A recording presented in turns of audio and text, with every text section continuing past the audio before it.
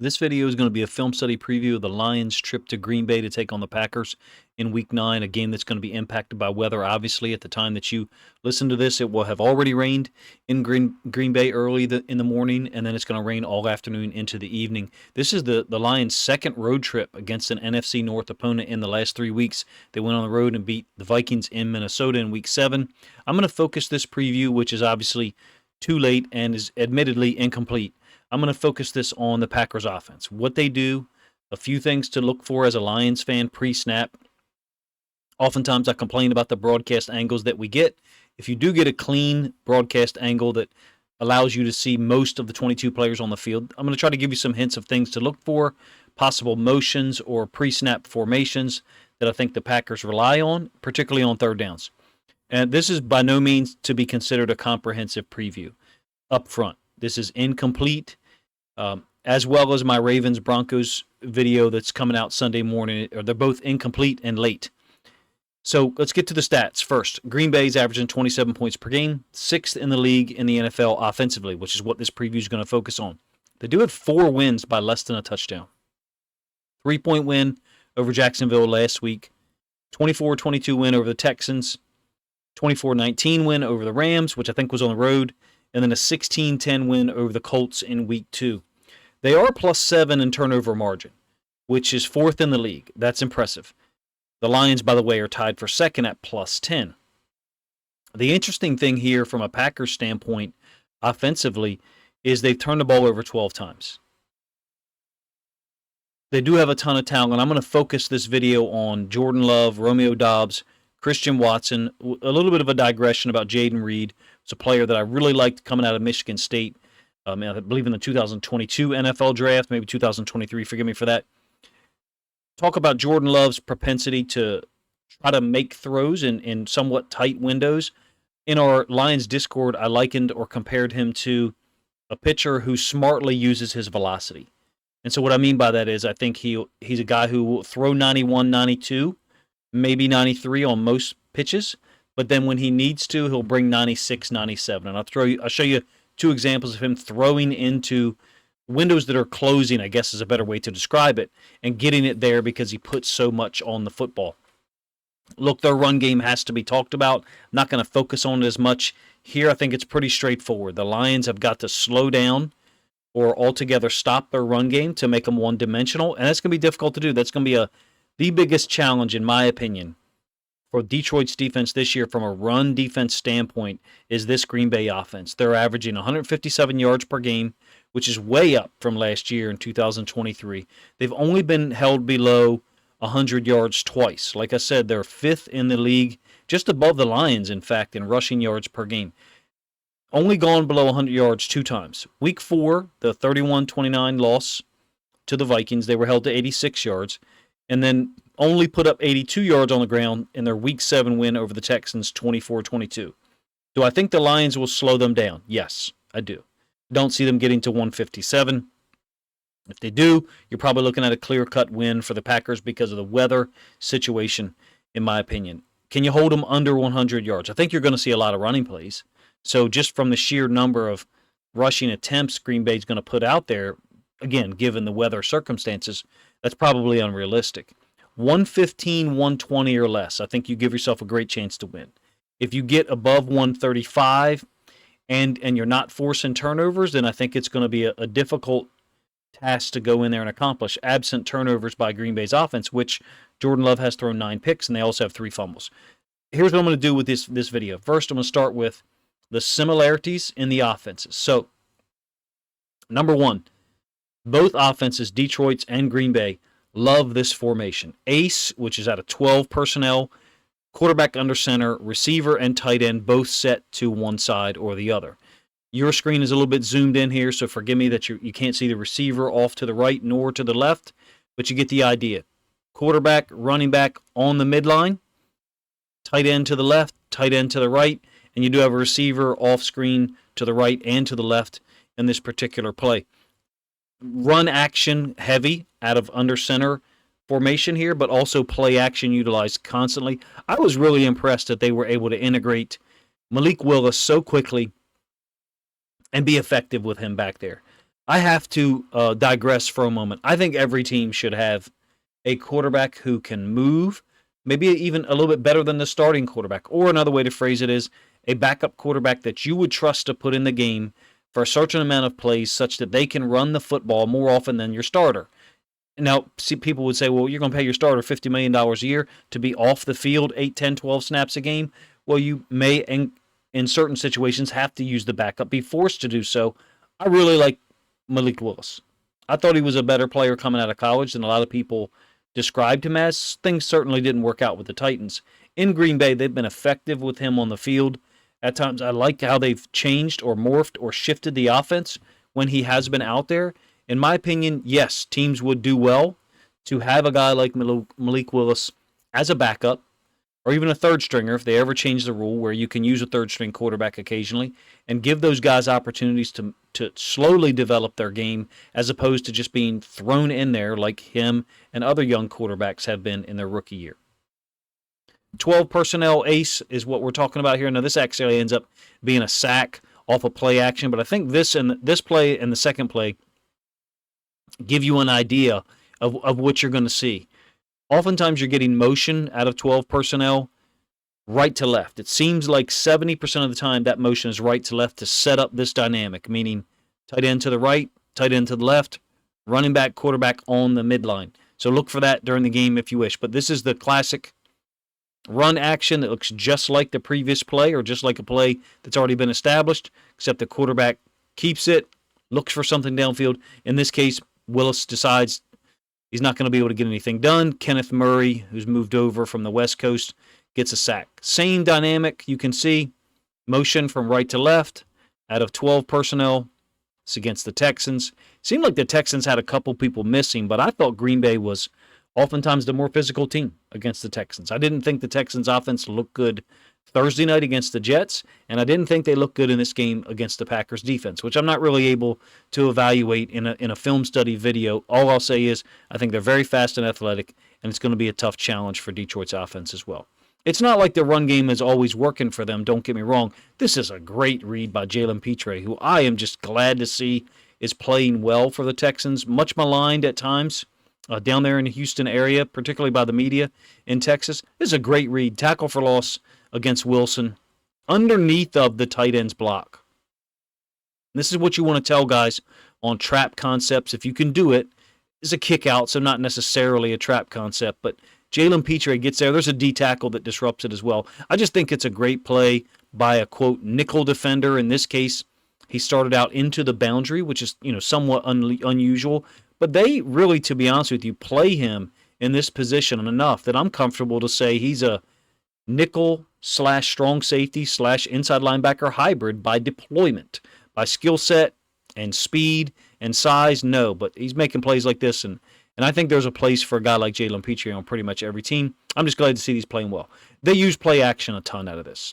You see this formation during the game as a Lions fan for your own anticipation. I'm talking about your own enjoyment of the game. Don't just assume it's run because it's ace. It's very similar to what the Lions use. I think it's bait oftentimes. This one ends up being a scramble. Like I said, against the Titans, you get a corner blitz off the edge, which kind of flushes Willis out of there. He's so athletic. He's just able to, and you're not going to see him unless Jordan Love experiences some other type of injury or discomfort related to last week. I think it was a hamstring last week, but I could be wrong. But if you were to see Willis get in the game, he's very athletic, very savvy, in my opinion, as far as escaping. And there's so many times where I'm expecting like him to get hit from behind because there's defenders closing down, and they just really never get to him. One more for good measure out of ace. 2 tight ends, one on the right, one on the left. This time, pistol set. So the running back, quarterback still on the midline, but the quarterback in the short shotgun, little out concept. I really like Kraft, the tight end, 85. I'll show you a touchdown catch that he had against the Texans a little bit later on. I think he's a better tight end talent than perhaps other people evaluated him when he was coming out of the draft, or maybe the people I was reading, their evaluations are a little bit skewed. But I really like him. I think he's a talented guy. I think they use 12 personnel in much the same way that Ben Johnson does at times to kind of offset the defense and get them focused on the run game, almost as bait, like I said a moment ago, in order to then try to hammer him with the pass. Second element I want to focus on is Romeo Doss. I'm not going to talk about catch percentage or the holdout or whatever the situation was where he missed practice for a day or two. I really don't care. I'm just focusing on the film. Got 3 games filmed. Texans film primarily is what I'm focusing on. Vikings and Titans is the 3 games I focused on. And he's tough as a backside X receiver. I think the matchup against CD3 and Terrion Arnold is going to be a fun one to watch, particularly on these slants and in-breaking routes that they use him on often. So, empty set here, and Dobbs is down at the bottom of the screen. Little in cut, and this is a fastball from Jordan Love. This is 97. This is not 91, 92. This is where I think he's letting go of it. Again, I think he holds off a little bit unless the throw or the play or the concept calls for it. In this case, it does. It's a 2nd and 9. Comes here to the backside. You can see that it's designed to get out quick because the offensive line is cutting. Credit to their left guard for not getting involved in that cut, because were he to go high, that'd be considered an illegal high-low situation at every level of football. Dobbs does catch this twice. You want him to catch it once. It goes for 12 yards. He's a physical, strong guy, in my opinion. Oftentimes, like I said, set to the boundary, the backside X, the backside receiver, big, maybe not huge, maybe not 6'3", 6'4", huge, but a guy who wins on these in-breaking routes often to the backside. That matchup against Terrion Arnold and or CD3 is going to be important. It doesn't look like he's a right and left receiver to me. It looks like they go field and boundary with him and Watson and Reed. Generally, Dobbs is going to be set to the boundary. They really like him on in-breaking routes. Not saying he doesn't ever run a fade or anything like that, but he's a handful on in-breaking routes when Love can put that ball out in front and let him go get it with his big frame. It's a 3rd and 14 against the Titans. Malik Willis obviously playing quarterback. Dobbs down here to the bottom side, going to eventually get to a dig against man. He's a tough matchup, and I would expect CD3 to get a penalty or 2 possibly against this guy from being so physical. But one thing Carlton Davis III is not going to do is he's not going to back down. That's one I like that about him. Whether he comes back in 2025, all that stuff, I really don't care. He's a competitor, and he's not going to give an inch to Dobbs. That's going to be a unique matchup, in my opinion, because when they are set on the right hash, like you see right here, and Dobbs is pushed down into the boundary, that's generally going to be where CD3 is. And he's not going to let Dobbs get these free releases without having to fight for ground. That's one thing I really appreciate about CD3 is that he's willing to make you work for each inch, each foot, each yard that you're trying to gain as a receiver. Not that we're not seeing physical coverage here, or an attempt at it at least. Dobbs wins at the top of the route on the in cut. I'm looking forward to the matchup. I think Dobbs is underrated across the NFL. These in-breaking concepts, again, the ball's on the right hash. Here's Dobbs down into the boundary.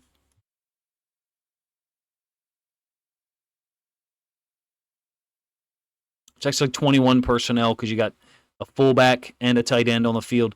Again, another slant in-breaking route. So when you got him out there and you're a Lions fan watching the game, particularly if it's 2nd and long, this is another 2nd and 7. I think 6 of the targets I've got on film are on 2nd and 7, 2nd and 8, 2nd and 9. It almost seems like conceptually, maybe to oversimplify it a little bit, Jordan Love looks for him to kind of get them back on track in situations where they've fallen behind against the sticks, meaning the first down run concept has only gained a yard or 2. Have to talk about Christian Watson because, I really liked him in the draft that year that he came out. I know that things haven't, quote, panned out yet.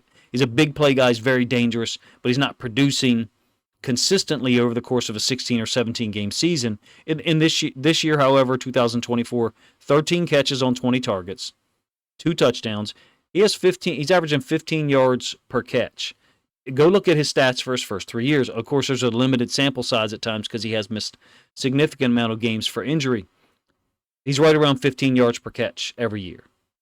So that's who he is. It's consistent. He's a big play guy. The reverses with him this year haven't hit as big as perhaps the reverses do for Detroit with Jamison Williams and Khalif Raymond, but he's still a threat on those concepts, and especially a threat to throw the ball downfield. This is a really cool play. 3rd and 18. He's down at the bottom side of the screen. And again, to reiterate the last point, with the ball on the left hash, that's Romeo Doss down into the boundary. So generally, Watson, Reed, Wicks, those guys are going to be to the field with Dobbs down into the boundary. So you're getting a vertical press by Dobbs. Reed kind of hanging out. He had went in motion from right to left. And then this over route by Watson over the top of the second level. Malik Willis is able to stick that throw in there. It's a 3rd and 18. Goes for 37. It's a cool route concept you'll oftentimes see against cover 3 situations where people play man backside. You'll see these kind of climb concepts. So they're going to hold the corner with this route here and then throw it over top of him. And it really ends up being an over concept underneath of the vertical by Dobbs. Watson he gets off the ball quickly. Long strider, obviously, tremendous top-end speed. Regardless of what you want to say about his consistency, he's a very dangerous guy with the football in his hands. I mean, well, he made big plays last year in the Packers' trip to Detroit and their win in the first game of the season against each other between these two teams last year. Made that big play, I think, on the first possession down the right sideline. Detroit's got to figure out a way, in my opinion, to impede him as much as possible. It's not like everything has been successful with the guy being targeted. I do like his hands more than other people. This is a deep curl from the right-hand side against the Texans, obviously.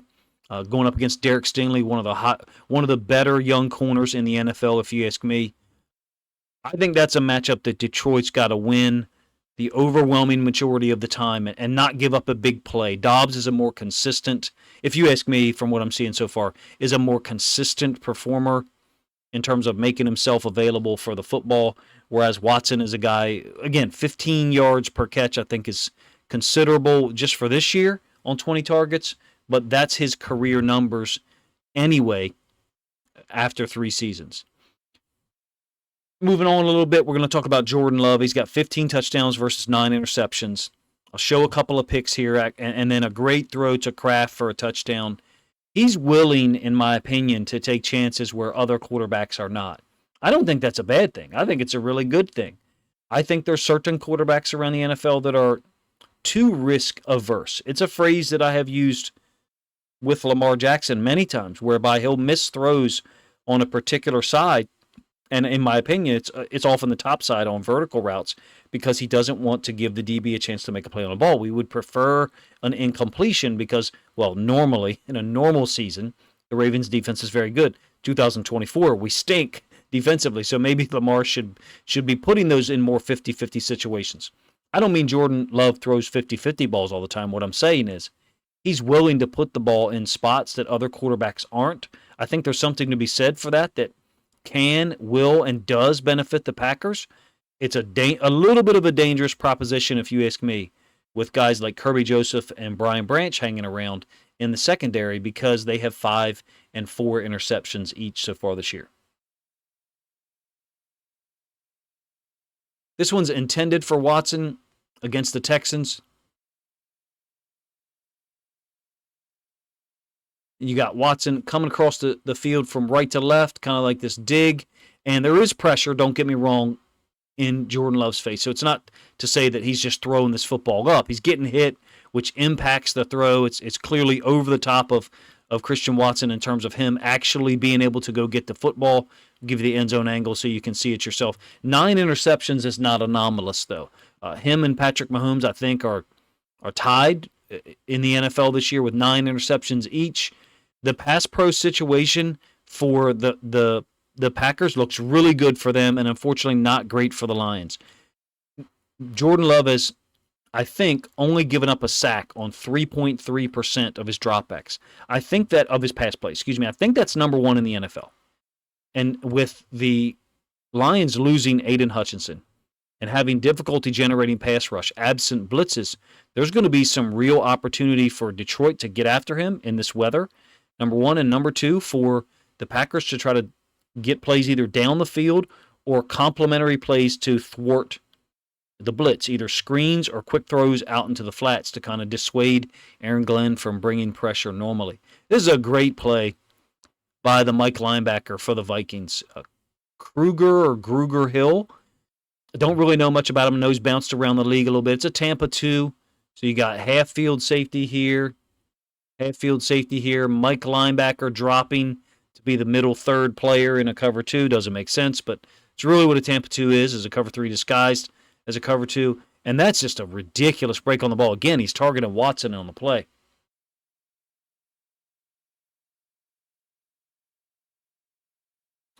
It's not to say that, all or most of the interceptions are thrown to Watson, but these particular 2 that I just showed you happen to. Great break on the ball by the Mike linebacker. Those guys with Minnesota, obviously, coming into the Detroit game, had a ridiculous amount of interceptions across multiple positions. Really not sustainable, and it hasn't been the last 3 weeks. So getting to this beautiful throw, this is going to be Kraft over the middle. This backside safety is going to try to make a play. It's a 3rd and 4, 14-yard touchdown against the Texans, just trying to get the running back out of there to sift out the coverage. We know that's going to be Alex Anzalone, meaning ball on the left hash. We know Dobbs is normally going to be here. He's actually not on this play. Alex Anzalone is going to be the boundary side inside linebacker.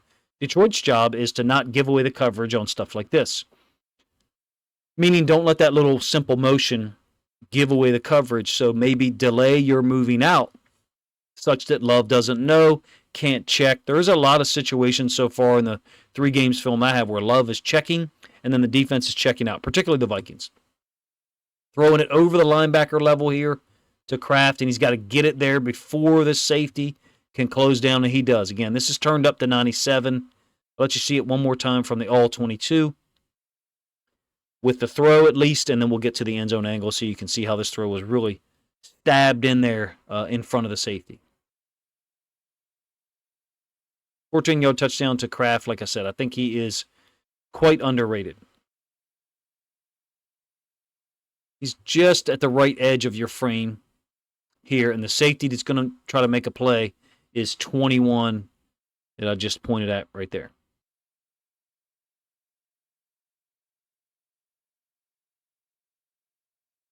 You can see that the ball is just above the safety, trying to make a diving attempt. Ends up being a 14-yard touchdown on a 3rd and 4. Third downs, oftentimes, it seems like Jayden Reed is a target. He's a very unique player, if you ask me. Really reminds me of like Josh Downs, some other guys that are underrated, perhaps even underutilized, meaning I feel like Jayden Reed could move on to other teams across in the NFL and he could get a significant amount of more targets if there weren't such a deep receiving core over there between Dobbs, Watson, Reed, and some of the tight ends. They spread the ball out well. I want to focus on a couple of play concepts that I think are interesting. And if this is too much Packers film, my apologies again. This is out a little too soon, a little too late. Normally, this is the type of content I'd like to have out on Friday to be considered a primer.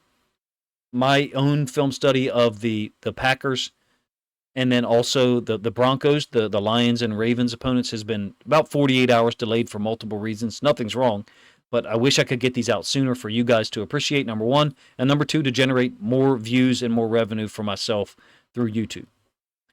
So a tackle log play versus a guard pull.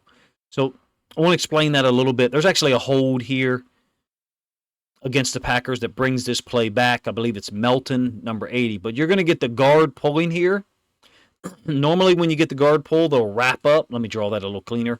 They'll be tight to the wall and wrap to the second level. Sometimes you'll get a guard kick-out block, so they'll kick out an edge defender, and the running back can run underneath of that kick-out block, that seam, that wall that's been created. In this case, I think they're doing a really nice job of the guard adjusting to what happened with the tight end and the edge defender. So this is an adjustment, and I think this just tells you how good the offensive line is and how cleanly this occurred. He is, in fact, going to go end up kicking someone out, but that's not the design of the play. In my opinion, he's supposed to kick out Arden Key, but Arden Key is lined up inside the tight end, slams down, and look how quickly they make this happen. Tight end pins him to the inside, and the guard pulls and wraps. Well, actually, in this case, he pulls, and he does kick out on the outside. It's a 6-yard gain, like I said, comes back for a penalty on Bo Melton. it's an establishing shot here because I want to introduce log concept, which the Lions use because of Penei Sewell and how athletic, how quick he is as a right tackle. This is a cool play. You're going to get Jayden Reed in motion, and then he's going to wheel back, return to the side that he came from. And along with that, you're getting a tackle pulling back to that trip side. So the Packers, what they're trying to accomplish, in my opinion, with this motion is getting someone to widen up. And then on the tackle pull, hold the backside inside linebacker. This guy right here, if the guard had pulled, most inside linebackers pull guards, rightfully so. They're your keys to an offense. That guy would fold over the top pretty quickly. But since they're pulling a tackle, he doesn't see it as well. And you can see fits on the backside. Also, the running back flow initially kind of took you to that side. It's a really cool play, tackle log. So people, if the quarterback keeps it, call it dart. It can be tackle kick plays. Don't get me wrong, on counter plays, let's say you're going to run counter over here, the guard and the tackle would pull. In this case, the difference is only the tackle pulls, hence the name log. Other people have different terminology that they use. A little bit of a delay. And again, you can see 56 stepping up into this open gap. Tackle pulling. He's going to go get Ernest Jones IV, who's since been traded to the Seahawks. But look for that, especially as a Lions fan. Look for that, but especially when you see Reed go in motion, if they're in the shotgun, meaning that tackle log play isn't going to occur when they're under center. There's just no way to make it happen from a timing standpoint. It's more difficult to make it happen. Let me rephrase that. It's not that it's impossible.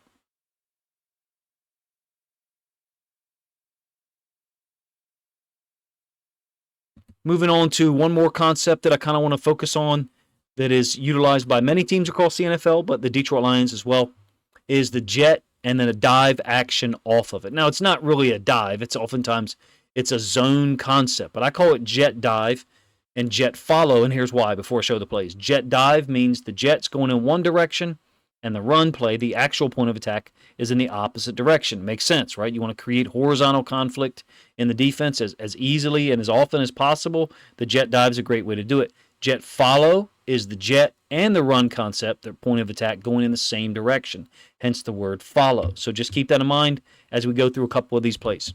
You're going to get a jet action by Watson. Makes sense that Watson would run the jet. He's incredibly fast, got great burst. And then Jacobs down here to the bottom side. It's a 12 personnel group against the Texans. Ends up going for 13 yards, being a big hit by Josh Jacobs. So end zone angle of the play. We're zoomed in a little bit, so you're probably missing some of this, but Watson's off screen to the left. He's going to motion to the right, and Jacobs is hitting roughly at that angle, that direction there. They're zoning it.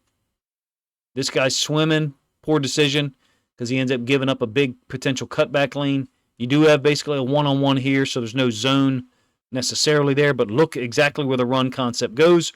Right where this guy tried to swim in the opposite direction from. You can't do that. You got to be gap sound. When we say gap sound, what we mean is don't swim because you think it might be play action boot. You got to defeat blocks. DJ Reader, Aleem McNeil, Anzarike, those guys on the inside, I think are going to play a huge role this week. I think they're better than the interior guys that the Texans have. I'm not talking about the edge defenders for the Texans. Everybody knows about Will Anderson, Danielle Hunter. In my opinion, the inside guys, McNeil and Reader, are as good or better than pretty much every interior duo that I have seen a lot of film of against the run. They're not going to do this shit here, which is not sound. You're swimming away from where the guard is stepping, and you've opened up a bigger lane that they didn't earn. You basically handed them a 6, 7, 8-yard gain at minimum. We're still talking about jet. So when it's 12 personnel and one tight end is on the line, you're not going to run jet with the tight end. It's rare. A few teams will do it. If you had Penn State tight end Tyler Warren, you would do that. But until he gets in the NFL and other teams are willing to run it, for example, the Raiders with Brock Bowers, don't look for the jet motion with the tight end. It's got to be with the Z receiver. The Z is on the same side as the inline tight end. In this case, it's Jayden Reed. It's a dive concept because it's going opposite. And then you can see by the flow, everything being stacked up here, obviously, that Jacobs is going to cut it back. He's got really nice vision. Only goes down for 3 yards. The Texans are really good against the run. The reason why they held Green Bay to only 82 yards rushing. It makes sense. Same play, end zone angle, just so you know, tight end on the line. This other guy, tight end off the line, the one to our right. Motion left to right for us, right to left for the offense. Dive action going opposite of it. These are the types of plays that I think the Lions have had trouble with for dating back 2 or 3 years, but normally it's with a tight end who's off the line of scrimmage. Think Seattle. You get run act. We're ignoring the jet motion for a moment. Run action to that side. Tight ends running these over/under concepts in the opposite direction. Those have been open a lot. Barner, I believe the rookie tight end for the Seahawks, had a touchdown and a big catch on a second down in the Lions' home win earlier this year. Those concepts have given them trouble. I would look for those to be run early, first or second quarter. Put those inside linebackers in conflict. Last one that's a play concept, jet follow. So now Watson, jet motion, right to left, top to bottom for us on the screen. Again, it's 12 personnel. And reverse pivot by the quarterback, the run action to the side of the wide receiver. It gets stacked up. Jacobs still able to make 3 yards happen out of it, but the idea, jet dive is opposite the motion. Jet follow is with it. Same play, end zone angle, so you can see it. We'll be done with the film here. I actually really enjoy jet follow and jet dive.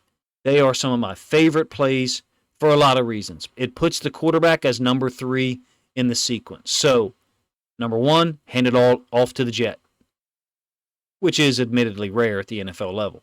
Number 2, hand it off to the running back. And then the third element here, the third aspect, is the quarterback keeping it, some type of play action, boot, potentially throwing the football against the grain of the run concept like I just described a moment ago. It's a really good offense. It makes sense. They're averaging 27 points per game. Do I think Detroit has the guys, the horses, the talent to hold them down? Yes. The weather's going to play a factor. Don't get me wrong. The pass rush, I would not look for a huge effort out of the pass rush today. That's just me being blunt. The Packers O-line, I think, protects quite well. Number 1. Number 2, Jordan Love's sack percentage, I think, is the lowest in the NFL. 3.3 or 3.37%, something like that. The run game, in my opinion, has to hold them to, at most, 130, 135 or less to give you a good percent opportunity to win the game. Anything below 115, 110, in my opinion, is an absolute win-win for the Lions defense against this Packers team that I think wants to set up the pass with the run. Detroit's defense has been active and hostile all year long, most of the year at least. Very rare concepts are winning consistently. The play action boot with the tight ends on the over-under concept, I mean, they haven't played that well. Dating back to 2022, it's been an Anzalone issue. It was a Jack Campbell issue last week, I believe, against the Panthers.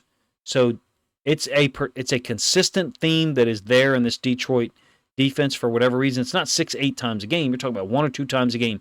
Seattle in 2023, I believe, exploited it like 5 times. It's there. It's on film. It's still there. I think that there might be some reason to be in less man today against this team, even if the weather is poor, which could impact the passing game. Regardless of if you're in man or zone, though, Kirby Joseph and Brian Branch make plays on the ball. They are force multipliers, both of them. I like Kirby Joseph as a middle-of-the-field free safety, seeing where the quarterback is trying to throw the football. So that combination of playing man and Kirby Joseph reading the quarterback, breaking on routes, it works perfectly. It's a great dynamic duo, those two. The problem with Brian Branch is, and I hate to say it this way, the problem with Brian Branch is, like, where do you put him? He's great in coverage against running backs and tight ends. He's a great blitzer. He's an absolute load taking on lead blockers in the run game. And when blitzing, he blows situations up at the point of attack or someone trying to pass pro against him. And then as a safety, he breaks on the ball in a spectacular manner. Maybe I'm wrong, and maybe we're going to see a lot of man free with a 4-man rush and Joseph as the middle of the field free safety and Branch dropping down to the low hole to play that area between the hashes, but also react to the quarterback's eyes. I think that right there that I just described might be the Lions' best coverage if they're able to generate pass rush. Unfortunately, at this point in time, I don't believe in what they have from a pass rush standpoint, and I hope to be proven wrong. It'd be great if Aleem McNeil, DJ Reader, Onwuzurike, others, maybe Nowaski keeps on rolling and can generate 3 or 4 or 5 sacks in this game, or a lot of pressures to get Jordan Love off his spot. At this point in time, I'm not sure that man-free with a 4-man rush really works for this Lions defense. It might have to be man-free with a 5-man rush, which basically eliminates Branch as a zone, eyes on the quarterback dropper in the middle of the field while everybody else is playing man. Mathematically, he would have to play man on the running back. It's a tough situation, in my opinion, in the rain against a Packers team that's scoring a lot. Do I think it's going to be a high-scoring game? No, I don't. I think it's going to be your classic NFC North matchup between teams outside. The Lions have got to protect the football. And the reason why I would advocate for playing a little bit more zone is this. In my experience, when the weather's bad, particularly rain and a wet football, you want to make the other team execute as many plays as possible. This is a simplistic observation, so forgive me for that. Make them execute as many plays as possible so they have to work the ball up the field. More chances for someone to drop the ball. More chances for a fumbled snap. I get it. That's a very surface level observation. Forgive me for that. I think I gave a lot of detail during the course of this film study video. Feel free to let me know if you disagree in the comment section, or you can always dislike the video if you don't enjoy the content. I think there's something to be said for a little bit more zone this week, because I do not expect the pass rush to be overwhelming against this Packers O-line, and with Jordan Love's ability to recognize things and get the ball out quick. I do think he's being given significant information and assistance in his helmet pre-snap, like all quarterbacks, but I think there are some who are given a little bit more information than others, and I think he might be one of them, at least right now. I appreciate you guys' time, man. You have to let me know what you think of the preview in the comment section. If you did enjoy the video, please let me know down there, number one. Number two, if you enjoyed it and you think other Lions fans would as well, then please consider grabbing a link to this video, sharing it out on social media to help this content get more reach. Hope you guys enjoy the game as usual. As typical, I'll have a reaction video up, hopefully before the Sunday night football begins. Appreciate you guys' time.